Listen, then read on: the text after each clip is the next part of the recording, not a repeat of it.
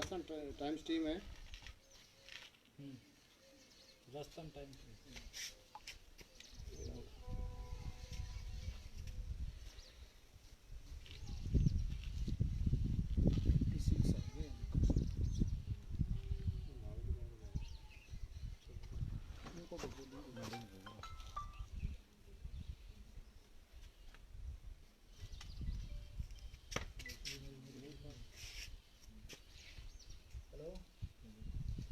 ये अगन है राजस्थान टाइम्स में।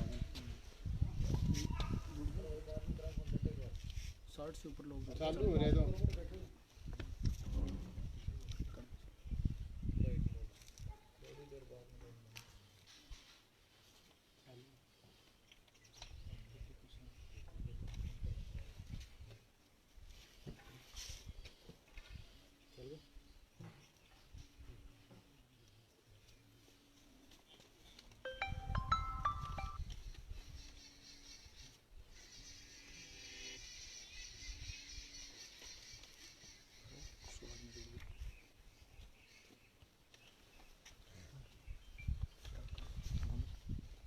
नमस्कार। मेरा सभी क्षेत्रवासियों को, प्रदेशवासियों को, शेखावाटी के सभी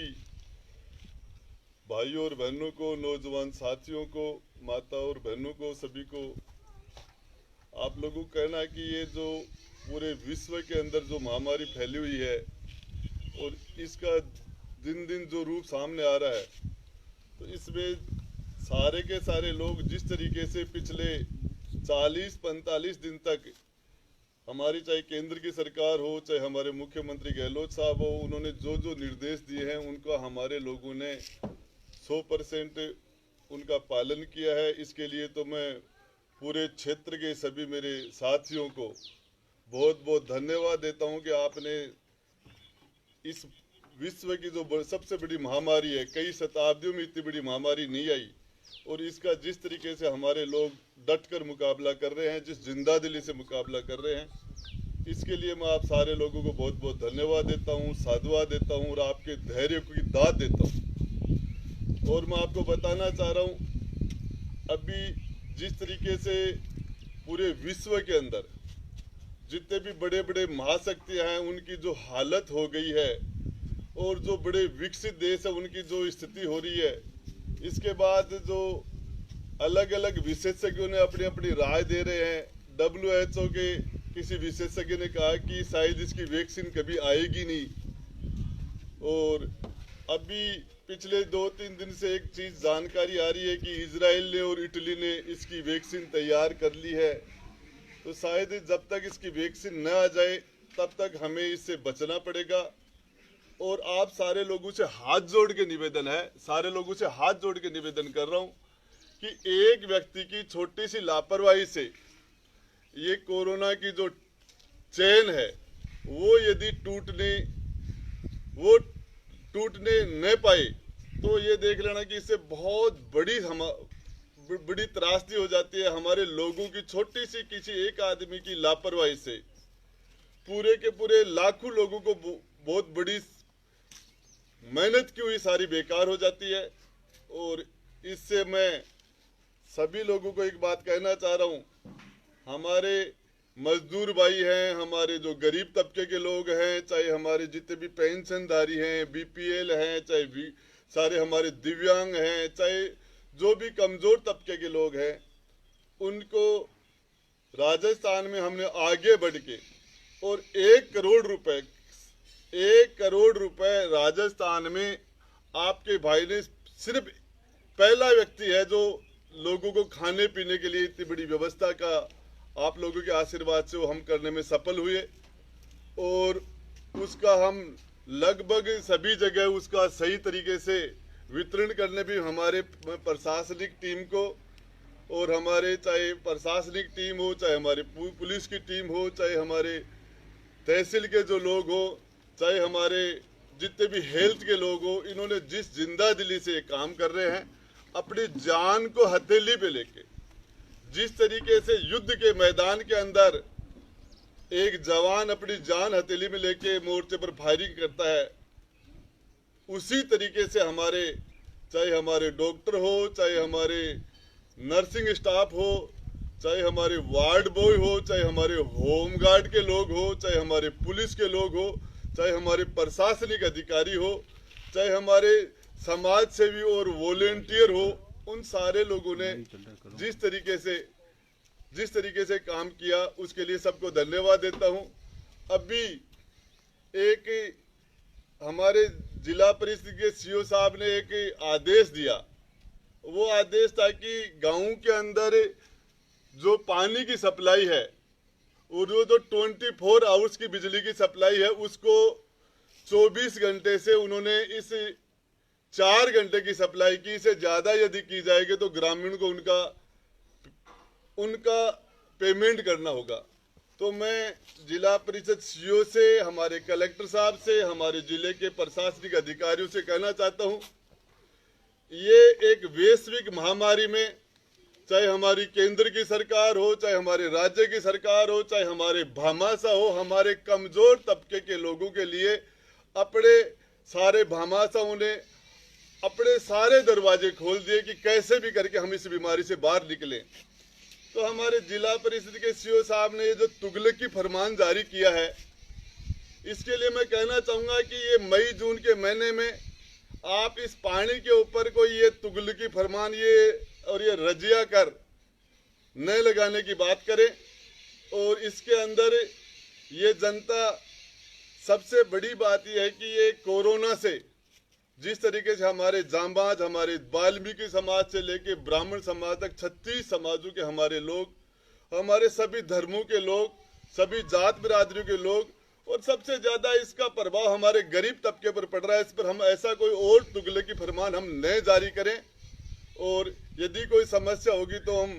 राजस्थान के लोकप्रिय मुख्यमंत्री जो गहलोत साहब है, जिन्होंने पूरी ताकत के साथ पूरी जी जान झोंक के इस लड़ाई में लड़ रहे हैं और राजस्थान ने इसमें बहुत अच्छे रिजल्ट दिए हैं। हमारे झुंझुनू जिले ने जो रेड जोन में आ गया था, जो वापिस ऑरेंज जोन में आ गया, इसके लिए मैं हमारे प्रशासनिक अधिकारियों को धन्यवाद देता हूं, हमारे पुलिस के अधिकारियों को धन्यवाद देता हूं। उन सबसे पहले हमारे सारे डॉक्टरी स्टाफ को और हमारे हेल्थ के सारे कर्मचारियों को धन्यवाद देता हूं कि रेड जोन से हमारा जिला ऑरेंज रेंज के अंदर आया। इसके साथ साथ मैं आपको बताना चाह रहा हूं कि राजस्थान ने हिंदुस्तान में सबसे पहले, केंद्र से भी पहले बढ़ के हमारे मुख्यमंत्री जी ने लॉकडाउन करने का जो काम किया सबसे पहले, और जिस तरीके से इन्होंने सभी लोगों को, सभी समाज के गरीब तबके के लोगों का विशेष ध्यान रखा है, इसके लिए मैं मुख्यमंत्री जी को भी साधुवाद देना चाहूंगा। इसके साथ साथ अभी हमारे प्रवासी जो भाई और बहन, चाहे वो विदेश में हो, चाहे देश में हो, चाहे बॉम्बे हो, चाहे गुजरात हो, चाहे साउथ में हो, चाहे ईस्ट में हो, जहां भी है, उनके लिए केंद्र की जो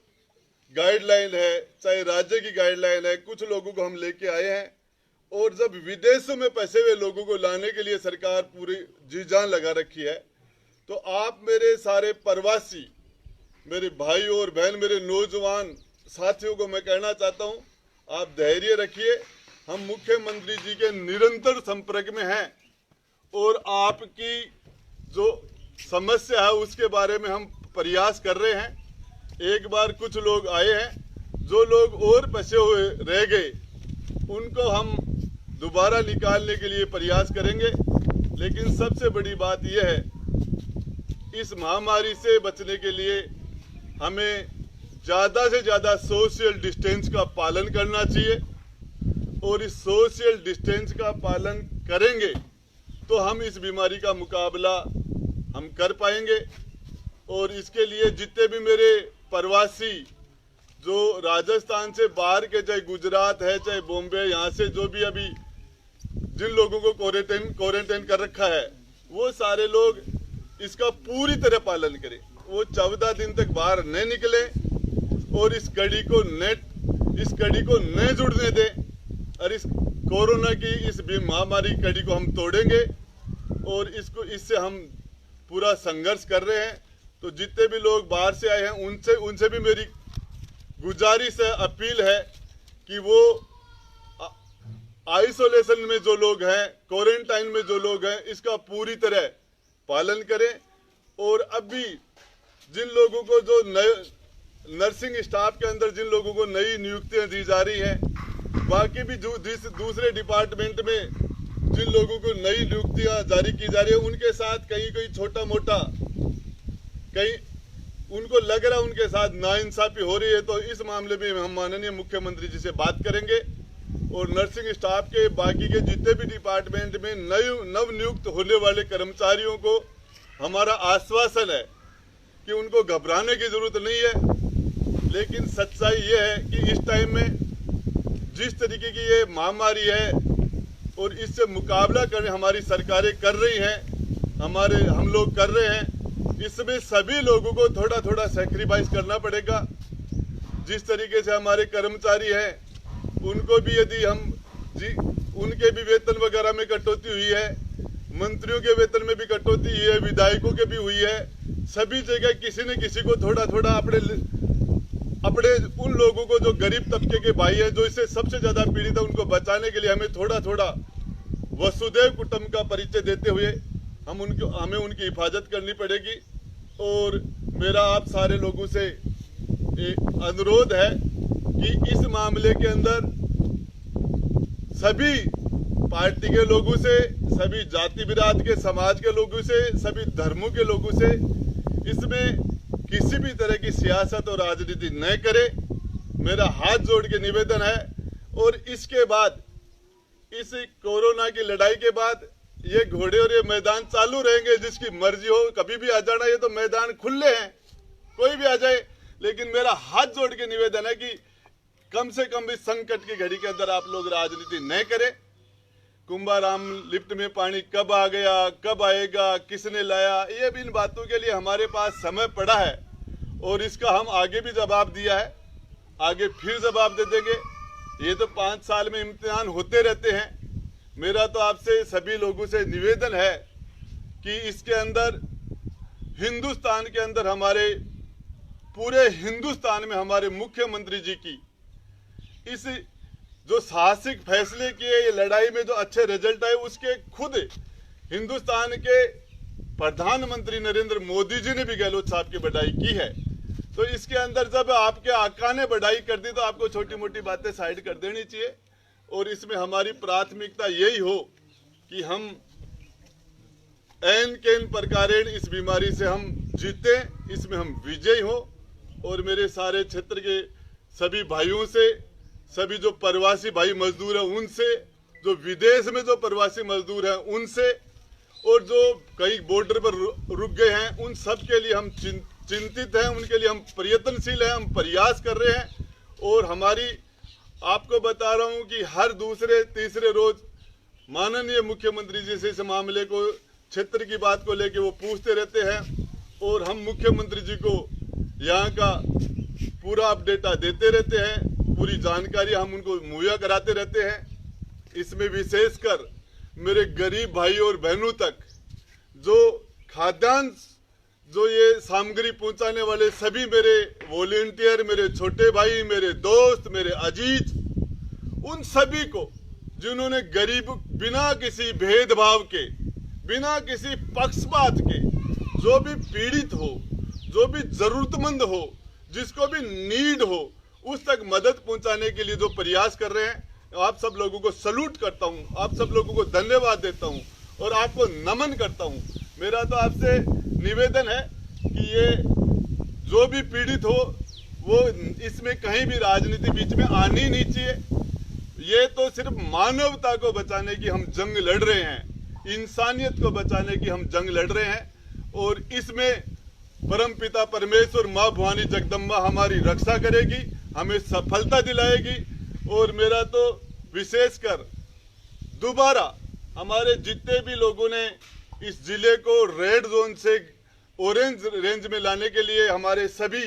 मैं जिला कलेक्टर साहब को धन्यवाद देना चाहता हूं, मैं जिले के एसपी साहब को धन्यवाद देना चाहता हूं, मैं हेल्थ के हमारे जितने भी CMHO, हमारे डॉक्टर, हमारे जितने सब, दोबारा उनको, हमारे हेल्थ के सारे कर्मचारियों को धन्यवाद देना चाहता हूं, होमगार्ड वालों को धन्यवाद देना चाहता हूं, एनसीसी वालों को धन्यवाद देना चाहता हूं, नागरिक सुरक्षा वालों को धन्यवाद देना चाहता हूं, हमारे मेल और फीमेल नर्सों को धन्यवाद देना चाहता हूं। और इन सभी को मैं आपको बताना तो दिल से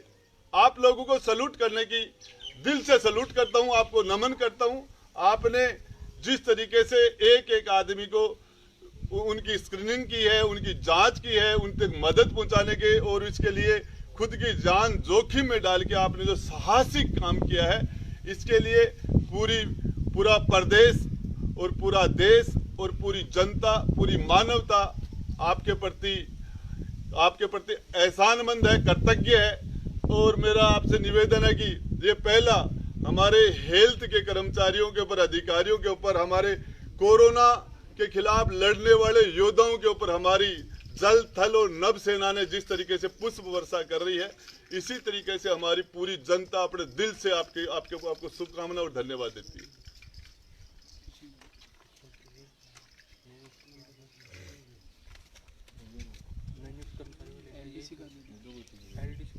कर्मचारियों को तो बोलिए पीने के पानी की व्यवस्था करवा देना। अभी किसी मेरे अजीज दोस्त ने पूछा, ये लॉकडाउन की वजह से हमने जो ट्यूबवेल और कराए थे और इन ट्यूबवेलों के अंदर बाकी कनेक्शन वगैरह नहीं हो पाए, और इस मई और जून के महीने के अंदर हम अभी 1 या 2 दिन के अंदर ही हर व्यक्ति तक पीने के पानी के लिए टैंकर उपलब्ध करवाएंगे। और चाहे पीने के पानी की व्यवस्था हो, चाहे खाने की व्यवस्था हो, चाहे कहीं भी किसी भी जरूरतमंद को किसी भी चीज की जरूरत हो, आपके सेवक के रूप में, आपका एक सच्चा सेवक होने के नाते, आपका एक परिवार का बड़ा और छोटा भाई होने के नाते आप सब लोगों के वो हमारा एक फर्ज है, हमारा कर्तव्य है। और इसके लिए आपने सारे लोगों ने ये जो धैर्य रखा, ये धैर्य आगे और रखे। आप सब लोगों से बार बार हाथ जोड़ के निवेदन करता हूं कि आप कुछ छोटे से समय के लिए आप घरों के अंदर और रहें, और जो ये सब्जियां हैं बाहर से जो लेने वाली और जो चीजें हैं, इनसे भी मेरा तो निवेदन यही है कि आप ज्यादा से ज्यादा हमारे घर के अंदर जो भी आलू वगैरह की जो भी व्यवस्थाएं हैं, जो भी चीजें, उन्हीं से काम चलाएं और बाजार से कम चीजें जो बाजार से आप खरीदें। और इसके लिए वो बिजली के बिल माफ करने की बात है, उसके लिए मुख्यमंत्री जी से बात हो ही गई। आपके ऊपर पूरा का पूरा शासन और प्रशासन आपके साथ खड़ा रहेगा, चाहे किसी का बैंकों से वसूली का मामला हो, चाहे किसी का पानी के बिल हो, चाहे किसी बिजली के बिल हो, चाहे खेती के हो, चाहे घरों के हो, कि सभी तरह की ये वसूलियां एक बार हमने रोक दी है। और इसके अंदर जब हम इस बीमारी से बाहर आएंगे तब हम ये सारी बातें आगे करेंगे। हमारी अर्थव्यवस्था को बचाना है। मेरा तो आपसे जो चाहे शादी हो, चाहे जन्म मरण परण, जितने भी हमारे सामाजिक फंक्शन है, उन सभी के अंदर हम सोशल डिस्टेंस का पालन करें। और शादी में भी 2-2, 4-4, 5-5 लोग जाकर ही शादी कर लें, 5-10 लोग तो ज्यादा बढ़िया है। और इसके लिए आप लोगों ने जिस तरीके से जो अनुशासन दिखाया, उसके लिए आपका बहुत बहुत धन्यवाद।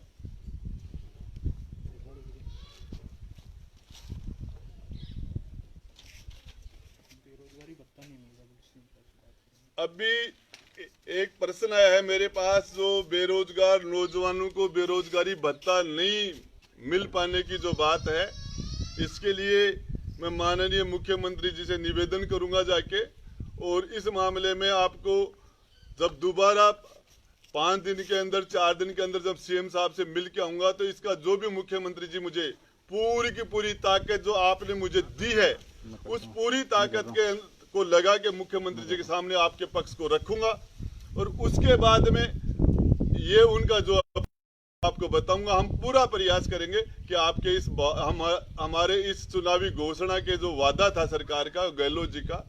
मेरा तो नहीं था, मैं तो खैर आपको पता है दूसरे रास्ते से आया था, लेकिन ये कांग्रेस का वादा था। इसके लेकिन आपकी बात में सीएम साहब तक पहुंचाऊंगा। धन्यवाद।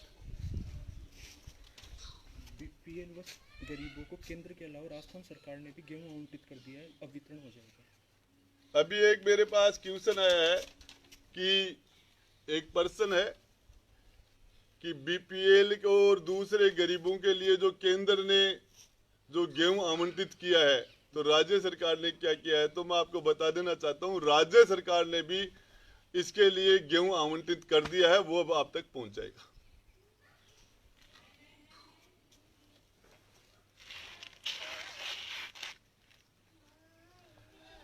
आपको सबका सारे जितने भी मेरे शुभचिंतक हैं, मेरे भाई हैं, मेरे दोस्त हैं, सब सारे लोगों को आप मेरे साथ इस लाइव के ऊपर आए, आप सब लोगों का बहुत बहुत धन्यवाद। आप सबको और सबको नमन करता हूं, नमस्कार।